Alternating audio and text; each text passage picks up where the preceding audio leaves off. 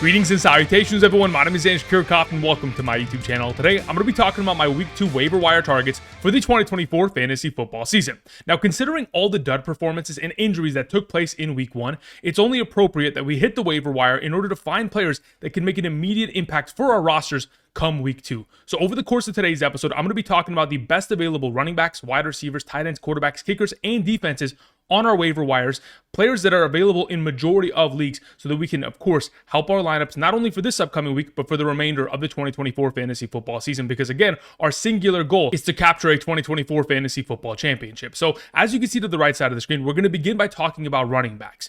Individually talking about each of these players and sharing with you guys my thought process and opinions while also presenting statistics as to why I believe they are ranked as such going into this upcoming week's waiver wire. Now, if you're looking for my thoughts on a specific player, you can travel down to the description of the video. Down there, I have timestamps for each individual player that I'm going to talk about over the course of today's episode. While you're down there, if you have not yet already, subscribe to the channel because we're making daily fantasy football content for the entirety of the season. After tonight's Monday Night Football game between the New York Jets and San Francisco 49ers, I will be streaming here on the channel. So if you have any questions, be sure to swing on by.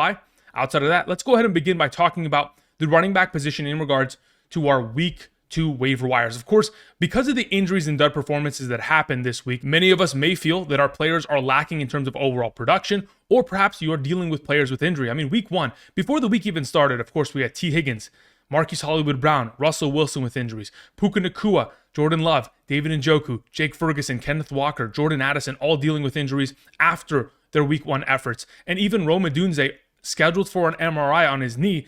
We're going to have to wait and see the results of that. But let's talk about our number one running back going into this week. It is J.K. Dobbins, a player that at this current moment in time via ESPN Fantasy is being rostered in 77% of leagues.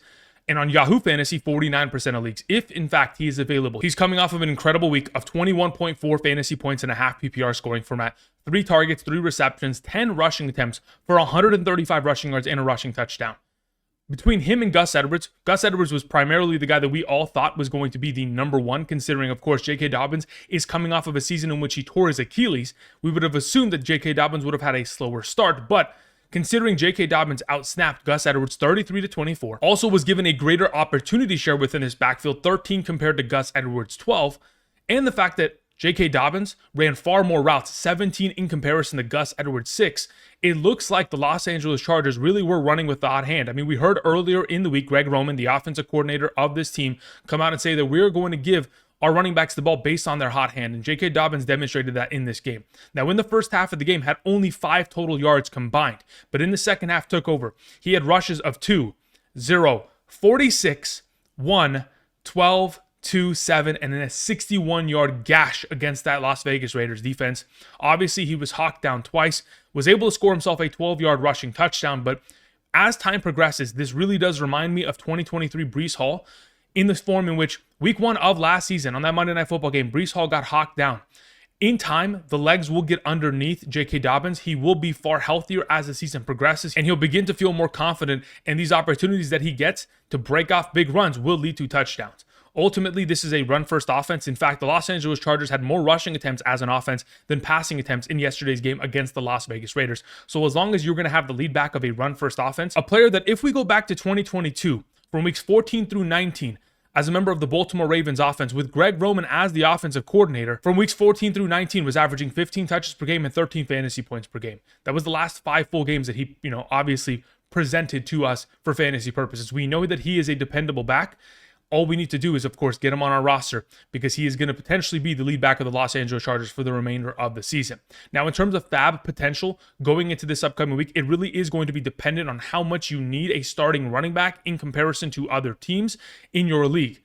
You may be dealing in a situation where you might want to pick him up in order to be a bench stash or potentially pick him up to trade him.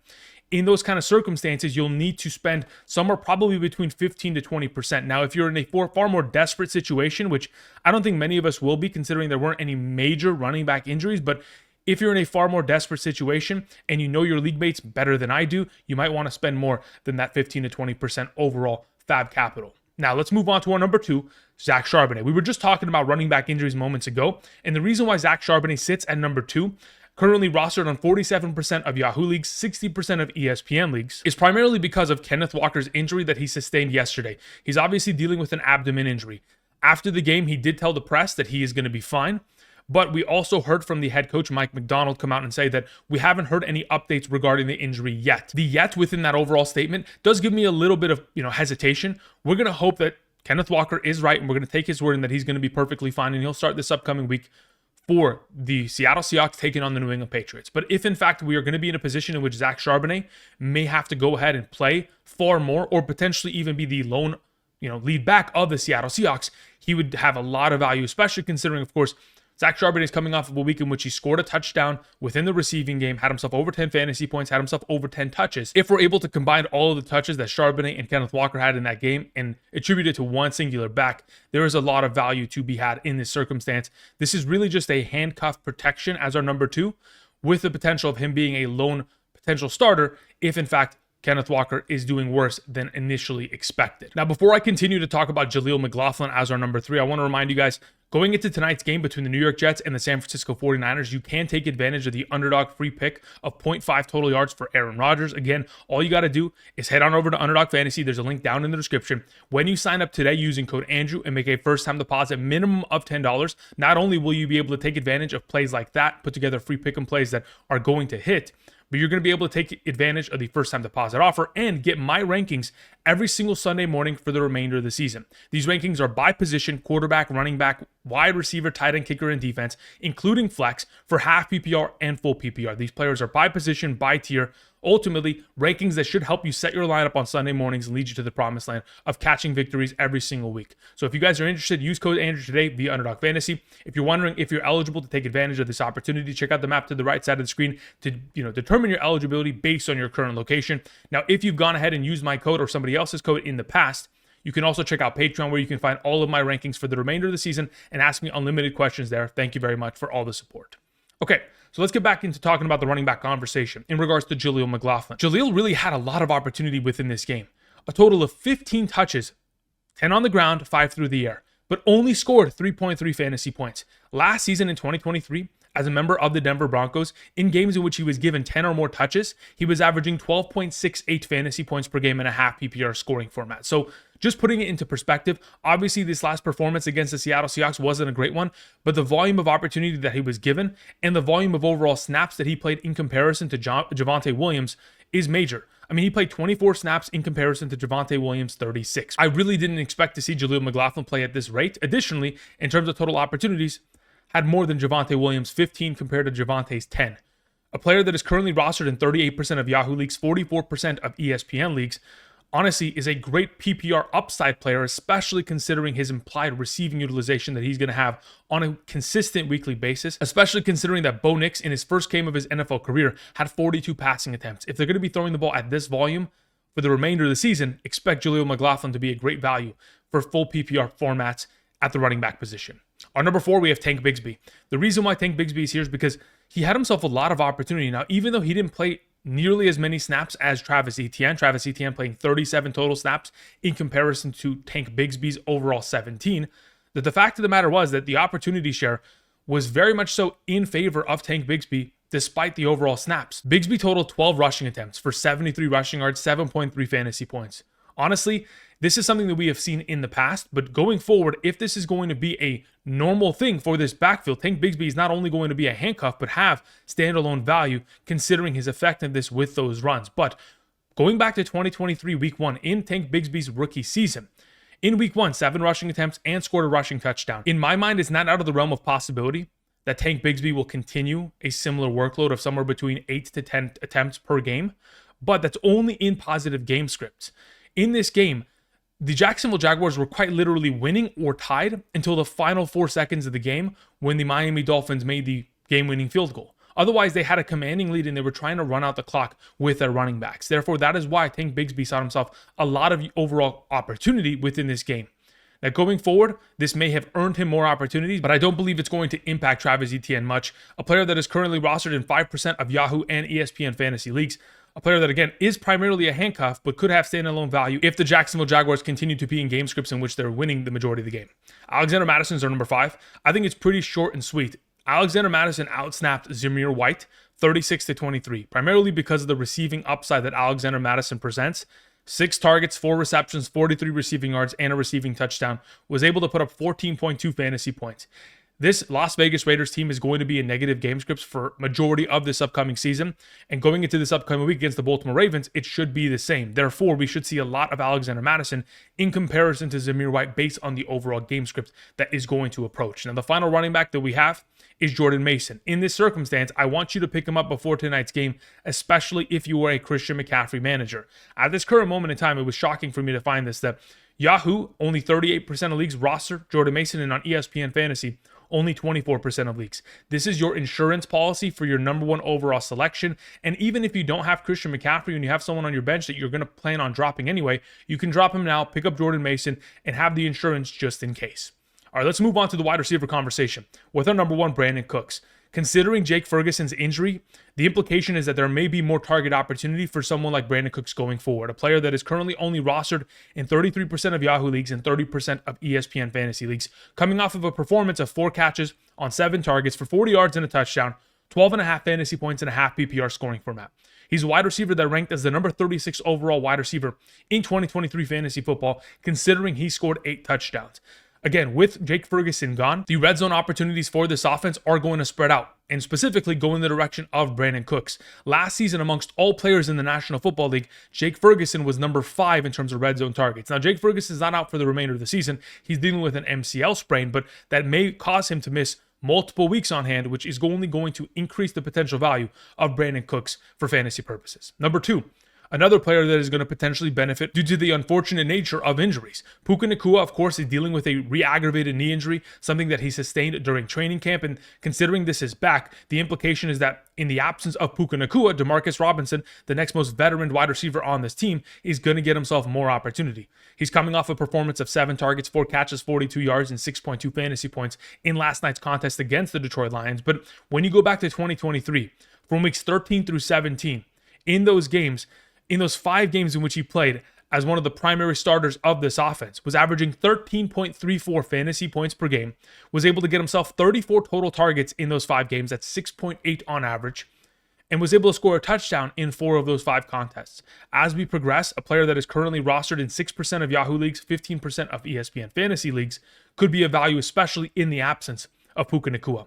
Rashid Shaheed is our number 3. The fact of the matter is, Rashid Shaheed is always going to have the opportunity to make a deep ball into a receiving touchdown and make his week on one singular play. But my expectation for someone like Rashid Shaheed, currently rostered in 55% of Yahoo leagues, 42% of ESPN fantasy leagues, is that most likely we're going to be in a situation in which he's not going to be given enough targets. When Chris Olave begins to garner all the targets he deserves within this offense, it is going to take away from Rashid Shaheed. Again, like I said earlier, it's not out of the realm of possibility that he can make his single fantasy week within a singular play down the field. But when you play against the Carolina Panthers and they can't stop a soul in comparison to this upcoming week when you take on the Dallas Cowboys, there's a huge difference between those two. Now, Rashid Shaheed is always going to have the value of the potential of a kickoff or punt return, considering he is the return specialist for this team. But again, with not a major volume of opportunity going in his direction every single week, he really does become a risky play, especially if he's not scoring touchdowns. Our number 4 is Wan'Dale Robinson, a player that got himself a lot of opportunity, an elite level of opportunity. 12 total targets, 6 receptions, 44 yards, currently only rostered in 10% of Yahoo leagues, 7% of ESPN fantasy leagues, coming off of an 8.8 fantasy point performance. Now, last season, within this offense, in games in which he was given 8 or more opportunities, was averaging 13.87 fantasy points per game. For the remainder of the season, the New York Giants are going to be in negative game scripts. They're probably going to lose the vast majority of their overall games. And because of this, they're going to be throwing for the entirety of their contests. Therefore, we're anticipating that Wan'Dale Robinson is going to maintain his starting role within this offense and garner a lot of opportunity from Daniel Jones, which again, Daniel Jones needs to still get the ball out of his hands quickly, considering this offensive line not the greatest still, regardless of all of the improvements that they've quote-unquote made this offseason. The expectation is that Wan'Dale Robinson, with this kind of level of opportunity continuing in his direction, is going to be certainly of value for fantasy purposes. Number 15 is Xavier Legette, the rookie wide receiver, that is a first-round pick. And based on the history of fantasy football success over the course of the last 5 years, we have found that if a rookie wide receiver that is a first-round selection is able to stay healthy for a full 15 games, they're going to be ranked within the top 36 wide receivers by the end of the season. Now, in the case of Xavier Legette, this Panthers team is just bad. And they may honestly be looking in the direction of just giving their younger players more opportunities and building experience and building a rapport with Bryce Young going forward. I mean, amongst all wide receivers, he led the team in terms of total targets. 7 targets, 4 receptions, 35 receiving yards. Player that's rostered in 29% of ESPN leagues, 16% of Yahoo leagues. Honestly, considering they're going to be in negative game scripts the entire year, Xavier Legette could be of value, especially considering he is a first-round wide receiver and the potential that those players have going into year one. The final wide receiver I wanted to mention is Greg Dortch. In the past, Greg Dortch has been of value, but we weren't expecting him to find this much value early on because, again, there was an absence of targets for Marvin Harrison Jr. So don't be surprised if Greg Dortch goes disappearing in the future, but coming off of a week in which he had 6 receptions, 47 yards on 8 targets, player that's only rostered in less than 5% of Yahoo and ESPN fantasy leagues, playing 73% from the slot position. If they're going to be throwing for majority of the games, he's going to have value. Now, the final couple players I wanted to mention in regards to honorable mentions are Josh Reynolds and Devon Vele. Both these players, members of the Denver Broncos, had themselves 8 targets within this matchup. If that Denver Broncos team is going to continue to throw the ball at that kind of a rate, they're certainly going to have value. Let's move on to tight ends and quarterbacks. Let's talk about our number 1 tight end and potentially the most valuable player within this overall waiver wire period. It's Isaiah Likely, currently rostered in 28% of Yahoo leagues, 10% of ESPN fantasy leagues. Obviously coming off of a huge performance of 111 receiving yards, a receiving touchdown, was 1 shoe size smaller from scoring a second touchdown within that game and forcing overtime.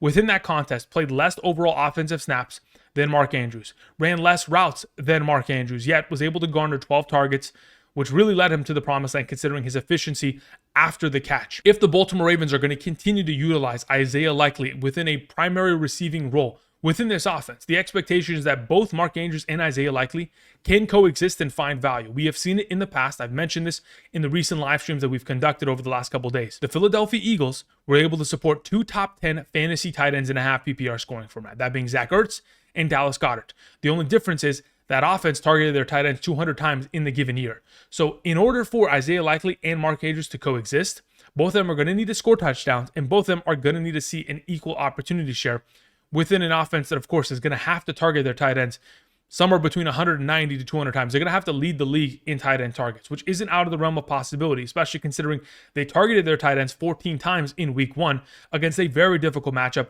in a matchup in which Mark Andrews was bracketed for majority of the game. So as we continue for the remainder of the season, we're not going to see Isaiah Likely's target numbers continue at this rate. If they do, then obviously Mark Andrews has washed away, but I'm anticipating his numbers to scale downward. If we remember last season, weeks 14 through 21, in the absence of Mark Andrews, in those games, Isaiah Likely, from weeks 14 through 21, averaging 4 targets, 3 receptions, 47 receiving yards, nearly a touchdown per game, and 11.39 half PPR fantasy points per game. Those numbers are very much so capable with a lack of overall opportunity. Again, only 4 targets and 3 receptions. It's just a matter of can he find the end zone. Both these guys are going to be relevant, both Isaiah Likely and Mark Andrews. That's not out of the realm of possibility going forward. In regards to the potential fab that you spend on Isaiah Likely, it's very much so dependent on whether or not you own Mark Andrews. If you are a Mark Andrews manager, you may want to spend up more. If you do not have Mark Andrews and perhaps you lost David Njoku and or Jake Ferguson, you may have to spend far more, considering I'm thinking somewhere between 15 to 20%. But if the Mark Andrews manager is going to go and put up a 35 or 40%, it's ultimately going to be very difficult to be able to get this guy on your roster, considering he is the most valuable kind of waiver option going into week 2. Now, when we talk about Colby Parkinson, another option that you may have to go after, considering the cost of Isaiah Likely based on fab may be too expensive. Colby Parkinson, based on the fact that Puka Nacua, of course, has re-aggravated his knee injury and is going to potentially miss some time, that implies that there's going to be opportunity for Colby Parkinson, the current starting tight end for this team, in the absence of Tyler Higbee, who, of course, tore his ACL last season. Colby Parkinson had himself a solid game, 4 receptions, 47 receiving yards. In comparison to the rest of the tight end position, that's actually a solid week based on what we, were given in week 1 based on all of the overall contributions. Now, the final tight end I wanted to mention is Luke Schoonmaker. As it currently stands, with Jake Ferguson dealing with injury, the implication is that this former second-round pick in the 2023 NFL Draft is going to be the next man up. Over the course of the last 5 seasons, we have seen the Dallas Cowboys, regardless of who their tight end is, elevate them to another level. We're talking about Jason Witten in 2019 finishing as tight end number 12. Schultz in 2020, 2021, and 2022 finishes tight end 14, 3, and 10. And most recently in 2023, Jake Ferguson finishing as the number 8 overall tight end. Luke Schoonmaker, in the absence of Jake Ferguson, should be of value. When we move on to the quarterback conversation, I look at Baker Mayfield. I didn't even know he had a beard like that. I actually had no clue until I was putting together these graphics. That's ridiculous. Anyway, Baker Mayfield's coming off of an incredible week. The reason why I want to suggest him, besides the fact that he's coming off of a game in which he had an 80% passing completion percentage, nearly 300 passing yards, 4 passing touchdowns, is because of his upcoming matchups. Week 2 against the Detroit Lions. If you are missing Jordan Love, again, back in the 2023 NFL playoffs, Detroit versus the Tampa Bay Buccaneers. In that game, Baker Mayfield, 349 passing yards, 3 passing touchdowns. The week after, in week 3, the Tampa Bay Buccaneers take on Denver, then the week after Philadelphia, the week after Atlanta. These are advantageous matchups in the favor of Baker Mayfield. When we talk about Geno Smith, he's in a very similar situation. Had himself a great game, 72% passing completion percentage, 2 touchdowns, a huge, run for a rushing touchdown, which really did make his overall week. 32% rostered on Yahoo, 15% rostered on ESPN. If you are in the absence of Jordan Love and don't have an opportunity of picking up Baker Mayfield, you can start Geno Smith for the next couple weeks based on matchups. New England, Miami, Detroit, and the New York Giants. The final quarterback I wanted to mention is Justin Fields, under the assumption, of course, that Russell Wilson is going to miss an extended period of time, which will allow Justin Fields to maintain the starting quarterback role. Even though he wasn't great in terms of touchdown scoring, because he didn't score a single one, this entire offense didn't. They were 6 for 6 in terms of field goals. 17 of 23 passing is great. 14 rushing attempts for 57 rushing yards is even better. That's only going to continue to build as he builds a rapport within this offense. The upcoming matchups, Denver, Los Angeles Chargers, Indianapolis Colts, those are advantageous ones in my perspective for a quarterback like Justin Fields. Now let's move on to special teams and defenses. Let's talk about Cairo Santos, Cameron Dicker, and Chris Boswell. It's pretty simple. All 3 of these kickers had incredible games. Like I mentioned earlier, Chris Boswell was 6 for 6 in week 1 against the Atlanta Falcons. Now has an opportunity of taking on the Denver Broncos. We have Cameron Dicker, who takes on the Carolina Panthers this upcoming weeks. There should be a high volume of potential points scored, and especially if in fact the Los Angeles Chargers stall within the red zone or in the Carolina Panthers territory, there will be a lot of field goals made. Of course, one of the better kickers in fantasy football late last season. Now, when we're talking about great kickers from 2023, Cairo Santos is implicated within that conversation. He was the number 3 overall kicker in fantasy last year, coming off of a week at 13 fantasy points. Again, all 3 of these guys putting up double-digit fantasy points. We're trusting them going forward once again. Now, when we talk about potential defensive plays going into this week for potential streaming options, if in fact the Seattle Seahawks were already picked up, you don't have an opportunity of picking them up, that's fine. They do take on the New England Patriots. That is an advantageous matchup. If in fact the Chargers are available, which they should be, coming off a performance of 14 fantasy points against the Las Vegas Raiders as a defense, should be able to pick apart Bryce Young, who did not look great. The first passing attempt for Bryce Young was an interception in week 1. The final defense I wanted to mention is the Indianapolis Colts in regards to a potential pickup and play. If in fact the Green Bay Packers are not going to have Jordan Love and Malik Willis is going to be the starting quarterback, which is the anticipation, this makes the Indianapolis Colts defense a fantastic play going into the given week. The only other honorable mentions that I do have is the Houston Texans defense at home taking on the Chicago Bears offense, which again could be a great play, and the Philadelphia Eagles defense taking on the Atlanta Falcons. Kirk Cousins and the boys did not look great considering the offensive line did not give him time to sit comfortably in the pocket. That's going to cover it. I want to thank you all for watching. Again, I'll be back later tonight after the Monday Night Football game. If you enjoyed today's content, click the like button down below. I'll be back tomorrow with my top 40 running back rankings for week 2. And until next time, thank you everybody for watching, and I'll see you guys. Peace.